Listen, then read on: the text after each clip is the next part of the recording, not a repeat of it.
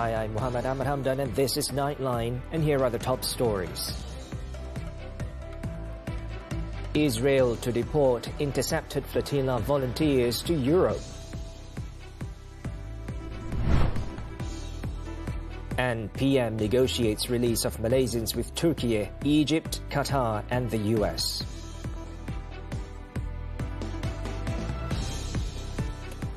Good morning. We begin with this headlining story. Israel's foreign ministry in a statement on Thursday has confirmed that none of the boats in the Gaza-bound global Sumut flotilla carrying activists and humanitarian aid have succeeded in their attempt to breach the blockade of the Palestinian territory. The Zionist regime, the ministry also announced that all volunteers from the intercepted GSF will be deported to Europe once the Jewish holiday of Yom Kippur concludes on Thursday. It said the flotilla participants are making their way safely to Israel, where deportation procedures to Europe will commence. It also claimed that the passengers, who included 23 Malaysians, were in good health.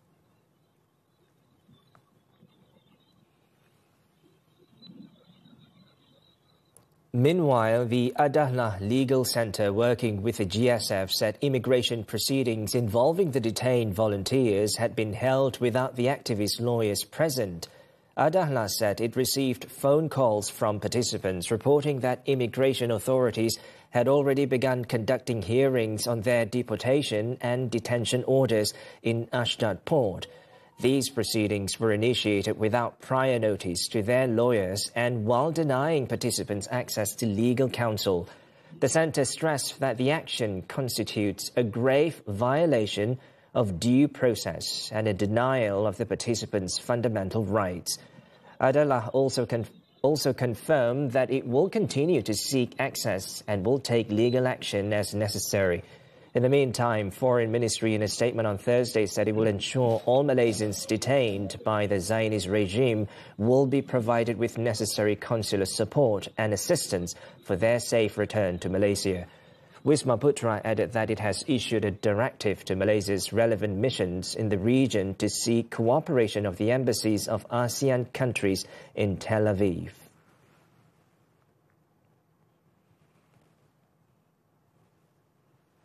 Now, a team of Malaysian lawyers has arrived in Amman, Jordan, to negotiate the release of Malaysian volunteers detained by Israeli forces. Fahmi Abdul Moin said he and 4 other lawyers from the Center for Human Rights Research and Advocacy will work to protect the legal rights and interests of Malaysian volunteers.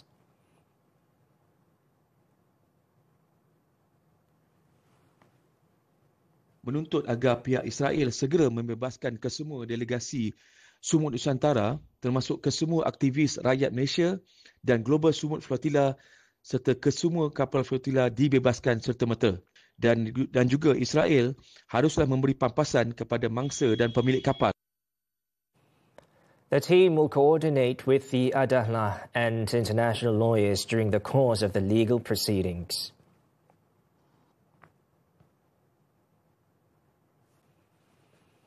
Now, the Sumut Nusantara Control Centre has confirmed that all 23 Malaysian GSF delegates were detained by Israeli Defence Forces after their vessels were intercepted in Mediterranean waters near Gaza on Thursday. According to SNCC Director General and spokesperson Dr. Sani Arabi Abdul Alim Arabi, the confirmation was based on information and visual evidence received.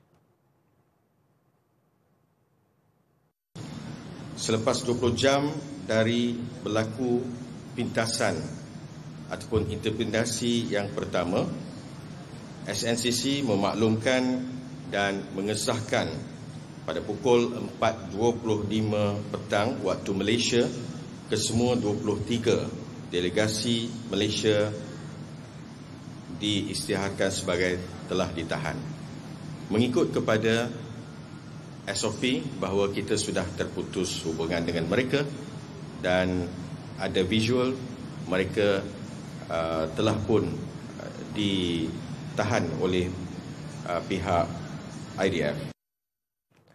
Among those detained were singer Heliza Helmi and her sister Nur Hazwani Afika Helmi, who were sailing on the Hayo, preacher Rahmat Ihsan, who was on the Estrella, and singer Zizi Kirana, who was on board the vessel Hugo.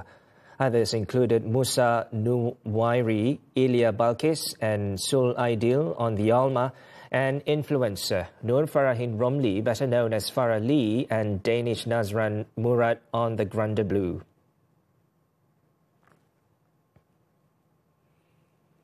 Sani also said that several vessels involved in the GSF mission had been taken by Israeli forces to Ashdod port near Gaza. Among the boats that had arrived at the port were the Alma, Sirius, Estrella and Hugo. Laporan mengesahkan melihat kapal-kapal seperti Sirius dan Estella Manuel telah mula masuk ke pelabuhan Ashdod di Ashkelon. SNCC menjangkakan kemungkinan sebahagian daripada delegasi telah dipindahkan ke darat. He added that the SNCC will convene a meeting with the families of the Malaysian delegation to provide the latest updates and assure them of full support.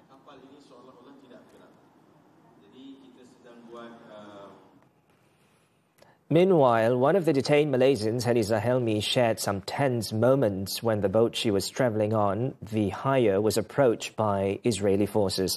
39-year-old Heliza managed to go live on social media to inform viewers that Israeli forces were closing in on their vessel. During the incident, Heliza never stopped praying when faced with the ordeal. Under cover of darkness, an Israeli warship employed aggressive tactics, steering dangerously close to their vessel and used water cannons to disable it. Kita punya kapal memang sangat licin, macam nak tenggelam. Buang satu cecair warna putih yang menyebabkan kita punya bot bergegar dan licin. Dia macam tak boleh nak function. She added that the Israeli Navy's action posed a serious threat to the safety of the entire humanitarian mission crew on board. In another development, family members contacted expressed deep concern over the fate of the volunteers detained by Israeli forces. They also voiced hopes that the government will be able to secure their safe return. Kita mengharapkan bantuan daripada pihak kerajaan Malaysia lah untuk membantu menyelesaikan isu-isu yang berkait dengan undang-undang. Kemudian kita harap mereka semua selamat balik lah. Kita sedar risiko yang keluarga kita ambil untuk menjadi sukarelawan ni, tapi kita tahu niat mereka semua jelas untuk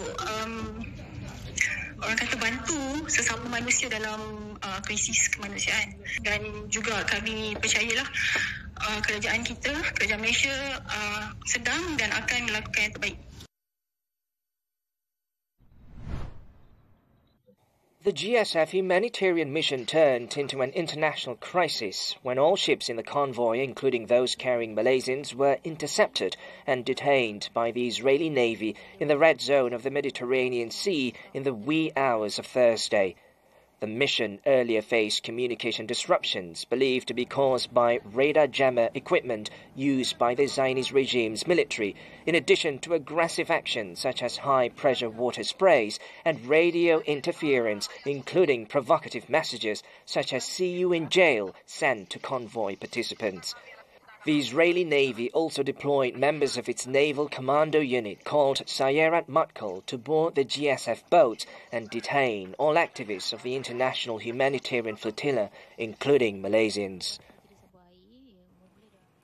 Prime Minister Datuk Seri Anwar Ibrahim has held discussions with the leaders of Turkey, Qatar and Egypt to facilitate the immediate release of Malaysians detained by the Israeli regime during the GSF mission.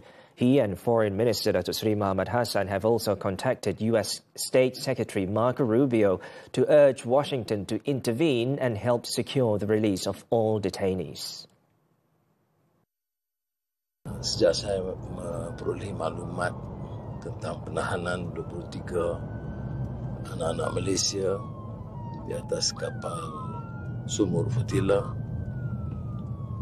bersama dengan rakan-rakan lain dari seluruh dunia, Saya terus menghubungi Perdana Menteri Qatar, Presiden Tayyip Erdogan, dan saya akan petang ini dengan Presiden Mesir Abdul Fattah Sisi.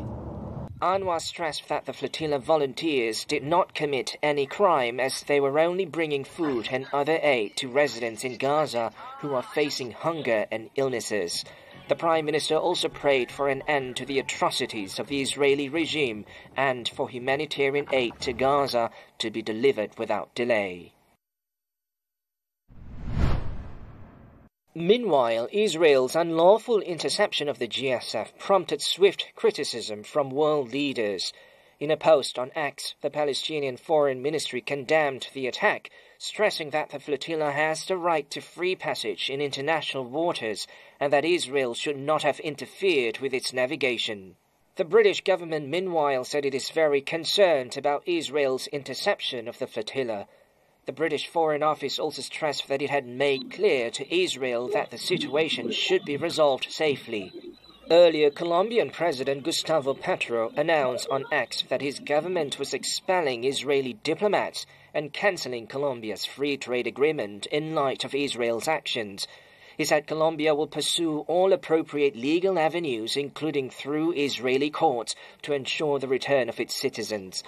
Turkey's foreign ministry, in the meantime, denounced Israel's intervention as an act of terrorism that violated international law. It said Israeli Prime Minister Benjamin Netanyahu's fascist policies, which have condemned Gaza to famine, now extend beyond Palestinians. And now, to better understand the impact of the Zionist regime's actions, we are joined by geostrategist Azmi Hassan. Azmi, what are the legal implications of Israel's detention of Malaysian and international activists under international and maritime law, and could these actions amount to violations that warrant international accountability? Well, talking about international law, whether Israel will respect the law, and I'm sure that what they are doing towards the GSF participant is, again, any international law. But we have to remember that Israel is on the path of genocide. What they are doing in Gaza is basically genocide. So I don't think so that they will adhere they will respect any international law, more so any resolution imposed on them by the United Nations Security Council. So I guess with the backing of the United States, 100% backing by the United States, I think Israel, a country that will never respect any international law or any decency of any humanitarian towards the participant of GSF and also towards the people of Gaza. So it is nothing new. The behavior of Israel is nothing new. So we cannot expect much for them to respect any international law in this particular case. Right, and the US and the United Nations have remained largely silent on the detention of Malaysian and international activists. What should they be saying in this situation? And does their silence risk being interpreted as tacit approval of Israel actions? Yes, it is very ironic indeed that the two most powerful entities that can stop the behavior of the Israeli towards the participant of GSF, United States, and also the Security Council of United Nations, is keeping very quiet on this particular issue. We can understand, even though UNSC is facing the veto powers of the United States, but I'm sure with the whole world, basically major cities of the world has been protesting toward the Israeli behavior, I'm sure that UNSC will be calling an emergency meeting, and maybe one or two members of the current UNSC representative will put out a draft resolution, at least to put a stop on the Israeli behavior. I'm pretty sure of it, even though the draft will be no doubt vetoed by the United States. Right, thank you, Azmi, for those insights. Moving on, following the Israeli military's interception of the global Sumut flotilla, a third wave of humanitarian vessels under the Freedom Flotilla Coalition and 1,000 Madeleines to Gaza is now speeding up its journey towards Gaza. The convoy is expected to arrive within 3 days, earlier than its initial 5-day schedule. Okey, sepatutnya kami sampai dalam tempoh 5 hari. Tapi oleh kerana kejadian yang berlaku pada semalam dan pagi tadi di mana Global Sumut Flotilla telah ditawan, oleh kerana itu kami bersetuju untuk meneruskan pelayaran kami dan mempercepatkan pelayaran. They are currently sailing in the Mediterranean Sea near Greece after departing from Porto Otranto, Italy. On board are activists, medical professionals and international journalists from more than 20 countries, along with essential medical supplies and baby food. The Malaysian delegation comprises 9 volunteers, including 4 medical doctors and 1 journalist, all committed to delivering humanitarian aid to Gaza.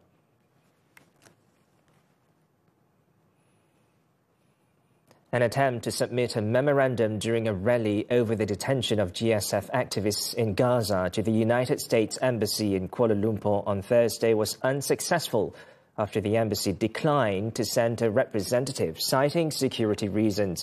The submission of the memorandum, however, will proceed on Friday. Thousands of Malaysians took part in the rally, which began at about 3:45 p.m. outside the U.S. Embassy. The protesters' representatives then approached the embassy gates to deliver a memorandum, but were turned away.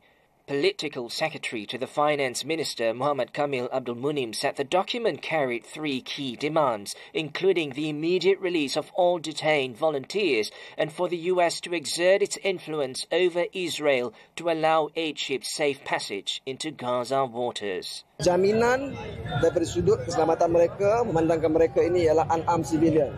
Mereka ini ialah para aktivis tidak bersenjata, jadi tidak ada apa yang perlu ditakutkan oleh tentera rejim Zionis dan juga pihak di sebelah sana. Meanwhile, Kuala Lumpur Police Chief Datuk Fadil Marsu said 2 men aged 23 and 32 were arrested for obstructing police officers from carrying out their duties during an earlier rally when about 50 participants had gathered at the same location. Tensions rose when some of the rally-goers began blocking traffic along Jalan Tun Razak in front of the embassy. The commotion also left a police officer injured after he was elbowed by a participant. And later in the evening, Ultras Malaya football supporters also gathered in front of the US Embassy to show their solidarity with the GSF volunteers detained by Israeli forces. The group, numbering nearly 500, began their march from Ampang Park LRT station at around 9 p.m. They were seen chanting slogans, singing songs and lighting flares before stopping at the main entrance of the embassy.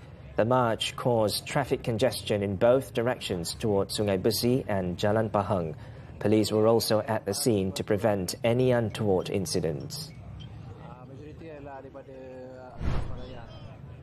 Earlier, pro-Palestinian activists staged protests across Europe following the interception of the global Sumut flotilla by Israeli forces. In Rome, Italy, hundreds of demonstrators, including students and grassroots union members, gathered in front of the city's Termini station, prompting authorities to limit access and close some metro stops. Several hundred people in Barcelona, Spain, also gathered outside the Israeli consulate to denounce the interception and express solidarity with Gaza. Over in Germany, similar demonstrations were reported in Berlin, where dozens gathered at Central Station to protest the Israeli attack. Tengku Amir Shah, Afza Fadini tie the knot. This and more after this breather. The best content doesn't just entertain, it sells. At Content Berhangat, we build campaigns that move customers from watching to buying. From screen to store, we know how to make every second of attention count. Custom advertising campaigns built for your business. Professional ads that put you in the spotlight. Exclusive rates you won't find anywhere else. It's not just advertising, it's real business growth.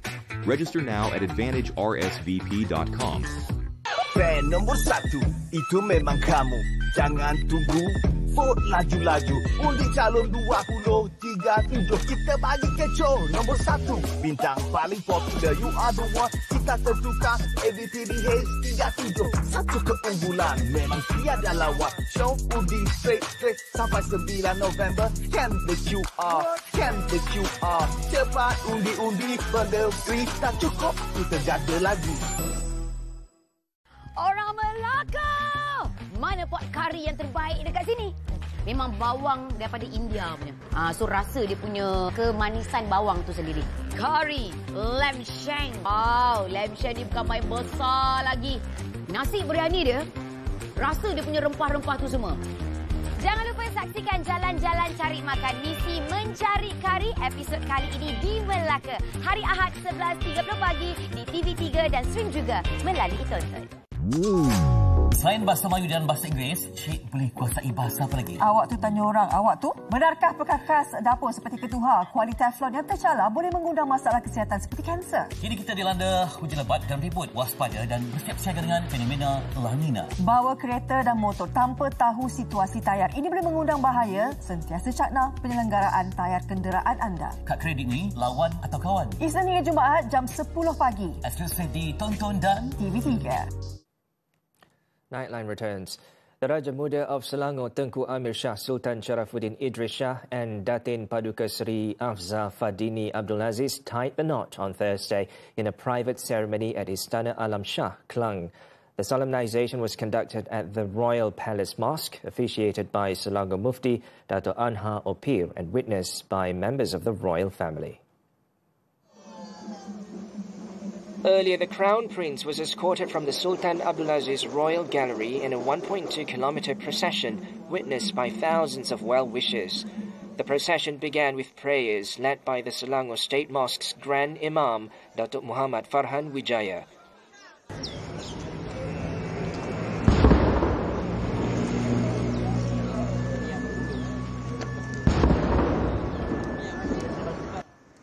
The royal wedding concluded at 10:07 a.m., followed by an 11 cannon salute by the 41st Royal Artillery Regiment ceremonial. The ceremony was graced by the Sultan of Selangor, Sultan Sharafuddin Idris Shah, and the Tengku Permaisuri of Selangor, Tengku Permaisuri Norashikin. The royal wedding reception and banquet will take place on October 22nd in the palace's Balai Rong Seri and the Royal Banquet Hall. The Sabah Solidarity Tanah Airku Party, or STAR, and the Sabah Progressive Party, SAPP, have left the Gabungan Rakyat Sabah coalition. GRS Secretary-General Datuk Seri Masidi Manjun said the decision was reached after a 2-hour discussion by the coalition's Presidential Council on Wednesday.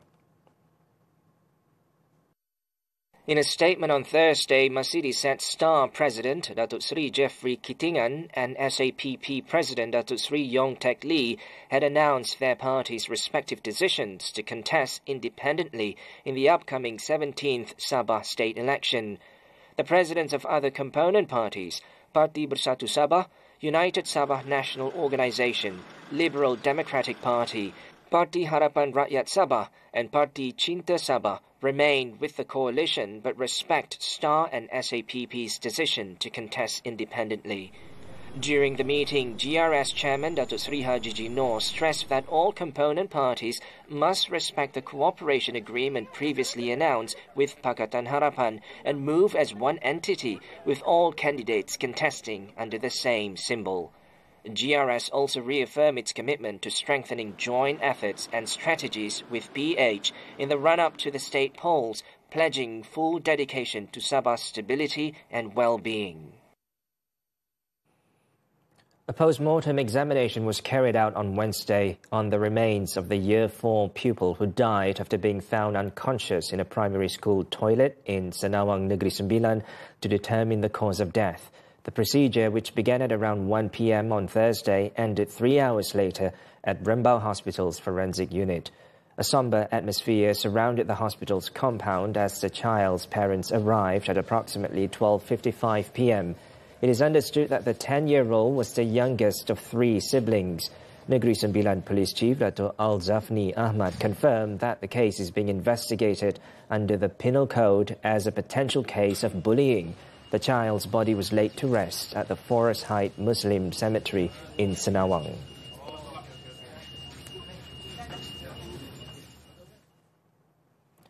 The remains of former New Straits Times Press Malaysia Berhad Group Editor-in-Chief Datuk Hishamuddin Aun were laid to rest at the Sungai Sekamat Muslim Cemetery in Kajang, Selangor on Thursday afternoon. He passed away on Wednesday evening at Sultan Idris Shah Hospital, Serdang, due to influenza A.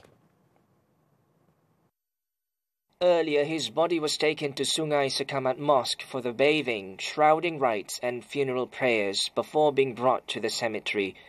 More than 100 family members, relatives and friends performed the funeral prayers before accompanying Hishamuddin to his final resting place. He is survived by his wife, 4 children and 2 grandchildren. Throughout his career, Hishamuddin held several key positions, including group editor of Berita Harian and editor of Harian Metro.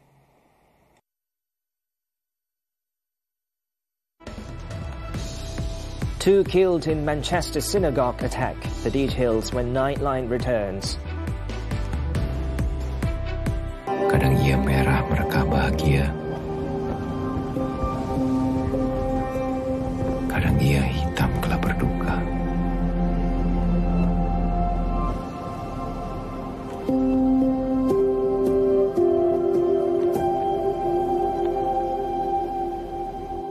Tapi langit selalu menerima senja apa adanya.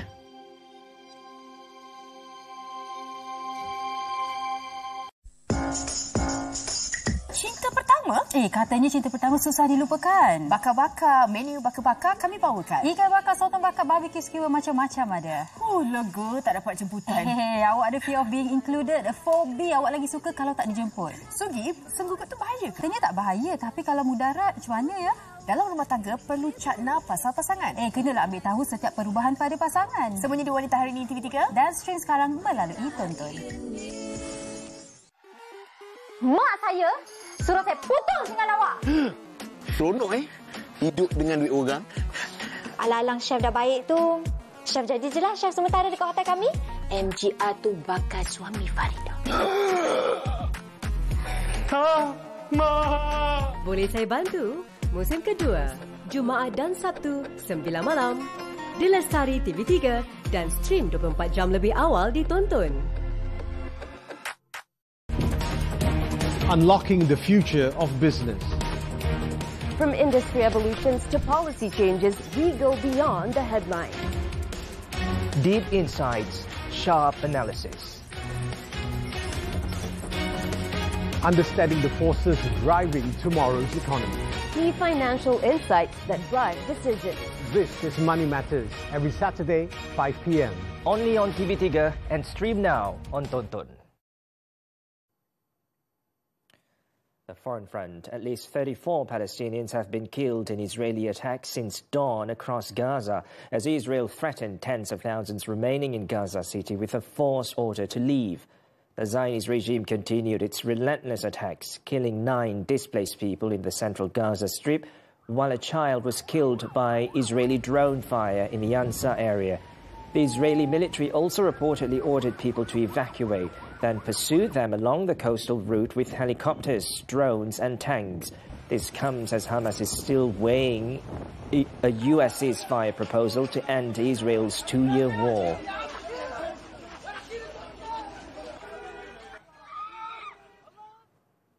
United Kingdom police on Thursday have shot the suspect of a stabbing incident at a synagogue in North Manchester that left 2 people dead.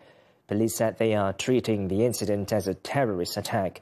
Greater Manchester Police said officers had been called to Heaton Park Hebrew Congregation Synagogue in the North Manchester district of Crumpsall, after a witness said they had seen a car ramming into members of the public and that 1 man had been stabbed. Officials confirmed that 2 people had died and a 3rd person believed to be the offender, who was shot by firearms officers, was also understood to be deceased. 3 other members of the public remain in a serious condition. U.S. President Donald Trump's administration on Wednesday froze $26 billion for Democratic-leaning states, following through on a threat to use the government shutdown to target Democratic priorities. The targeted programs included $18 billion for transit projects in New York, home to Congress's top two Democrats, and $8 billion for green energy projects in 16 Democratic-run states, including California and Illinois. The moves show Trump was willing to use the shutdown to punish his political opponents and expand his control over the $7 trillion federal budget, which the Constitution assigns to Congress. Vice President J.D. Vance, meanwhile, warned that the administration might extend its purge of federal workers if the shutdown lasts more than a few days.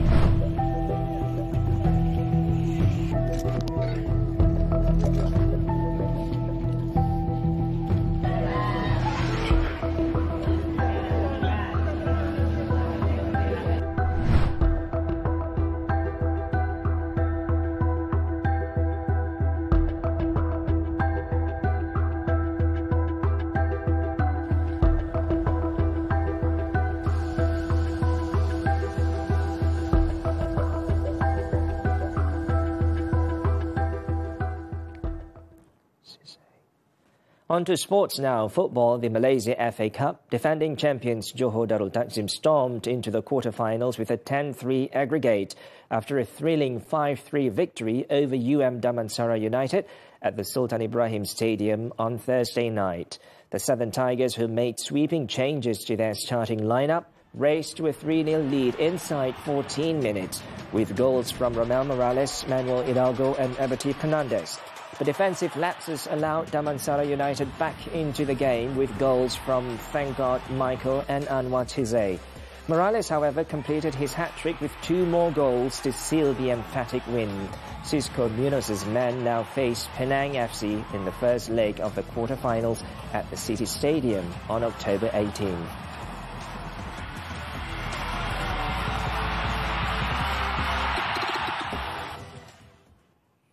Turning to cycling, and the 2025 Le Tour de Langkawi, French rider Joris Dalbaf conquered the climb to Fraser's Hill to win Stage 5 on Thursday, covering the 123.1-kilometre route from Temerloh in 3 hours and 25 seconds. The Total Energies rider edged Anders Harlan Johansson of Uno X Mobility by 2 seconds, while Switzerland's Yannis Wassard took third with the same time. Delbaf's victory earned him the green jersey, ending Matteo Malicelli's 4-stage hold on the overall lead. The orange jersey stays with Malicelli, while Patrick Eddy retains the polka dot jersey. The Best Asian Rider white jersey changed hands, with Nikolia Vinokurov taking over from Terengganu cycling team's Vadim Pronsky. The race continues Friday with Stage 6 from Shah Alam to Port Dickson, a 123.5-kilometre route featuring 3 sprint zones in Jenjarom, Banting and Sungai Pelek.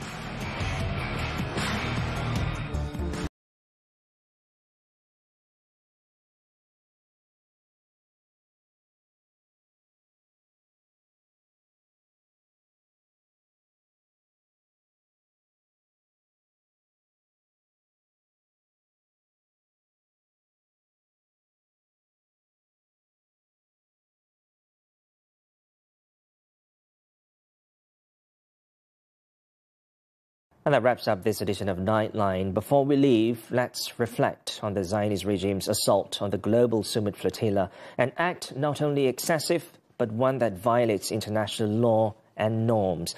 Let us all keep them in our prayers, and that the effort to aid the Palestinians continues with strength and resolve. With that, I'm Muhammed. Hamdan. Thanks for watching, and stay safe.